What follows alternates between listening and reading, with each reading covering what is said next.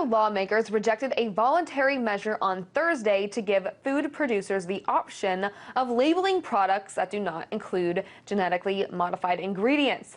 One of the biggest issues the lawmakers said in implementing this would be that the state would then have to set up possible fines or other penalties for retailers that mislabeled food. Several states around the country have taken action or tried to take action to require labels for genetically modified food. However, the Food and Drug Administration already allows for voluntary labeling. For those of you who are thinking GMOs don't have to be labeled, OMG, is this bad? To help answer that question, we're joined earlier by Elizabeth Kucinich.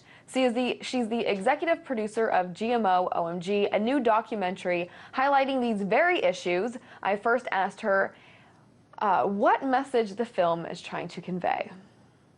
The film's actually a very, very beautiful film that follows the journey of a father of 3 children, and it's really his exploration of the food supply. And we want to raise awareness of the fact that GMOs exist and what they are and how they're produced and the questions that surround them, and give people the opportunity to make their own conclusions. Now, there's been many states, most recently Colorado, who've been struggling with legislation for labeling GMOs, and very few have been successful in this endeavor. Why is it so difficult to get GMO labeling on our food? Yeah, well, there's big companies and organizations like the Grocery Manufacturers Association that are really pushing back to try to keep consumers in the dark. And you know, while there's questions around GMOs and things, we as consumers really have the right to know what we're eating, and that's what I personally advocate. Now, labeling, should that be a state or a federal issue?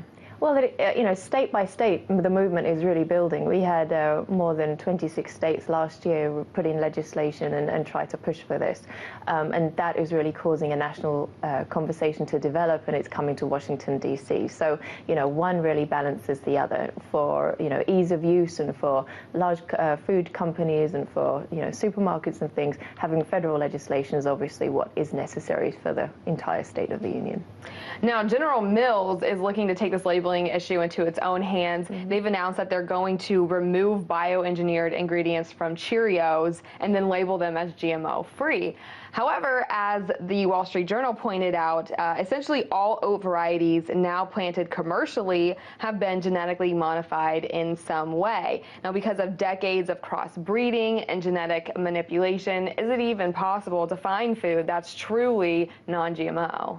Okay, well, there's a difference between breeding and hybridizing a seed to actually manipulating in a laboratory. And so, yeah, it is absolutely possible for people to find foods that's non-GMO. Of course, you know, for thousands of years, people have been evolving plant varieties in a certain way of, you know, cross-pollination and things. But with regards to genetic engineering, that's just something that's been happening over recent decades, and that really is the questionable science that we would like to see really labeled and more. But where do you draw the line on labeling? Well, the labeling would be on the actual manipulated product. So, you know, that which is taking the genome and really manipulating it in a false environment.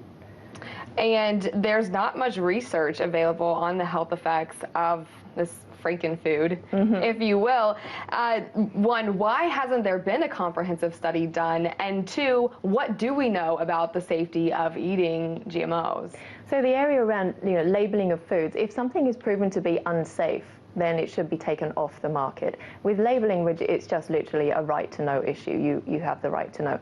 We really need to make sure that the regulators do call for longitudinal studies into some of the effects of these things. But I think that labeling really is a first step to make sure that we know as consumers what we are eating. And then moving forward, of course, you know, my husband since the 1990s introduced legislation in Congress calling for more review of this technology, looking at the safety aspects of it, both environmental and health-wise, but we still to see that actually coming into existence.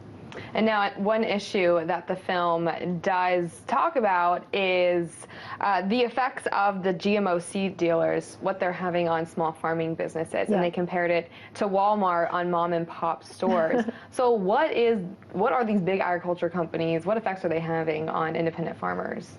So, you know, the seed patenting is really an issue to be looked at. Cross-pollination issues, farmers who have grown conventionally or organic, finding that their fields are actually contaminated with a genetically modified gene that's coming from another farmer's field. They're under threat because companies such as Monsanto are coming in and claiming rights to those seeds. We need to make sure that our seed sovereignty is there, that farmers really have the ability to grow their own crops and to be safe from the pollution of other crops coming in and the cross-contamination there. Now, USDA, they purport something which is really that these things can live side by side, that you can have conventional and organic on one field and you can have a genetically modified crop on the other.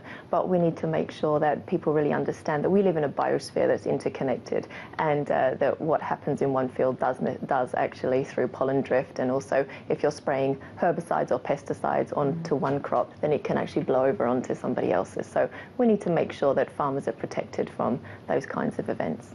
Thank you. This is Elizabeth Kucinich. She's the executive producer of GMO OMG.